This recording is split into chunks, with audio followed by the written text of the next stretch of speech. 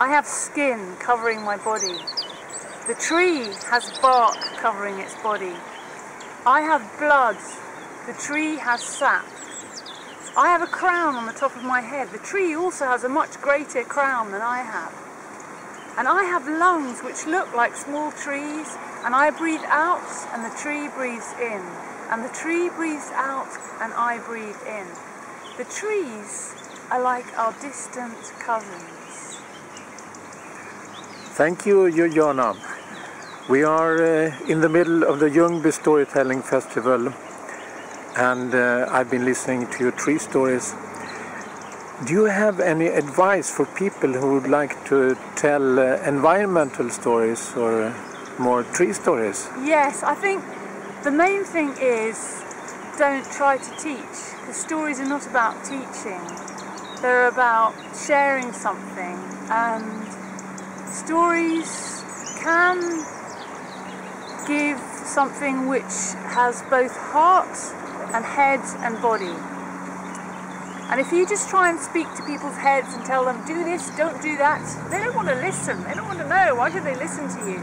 The point with the story is that you give them something beautiful. You give them something to move towards. You make them remember that actually living closer to nature is much more fun than living shut up in a box. And you inspire them. And I think that's what we can do. And we can do that through the fairy tales. People have always, in the traditions all over the world, all these stories are about balance. They're about harmony.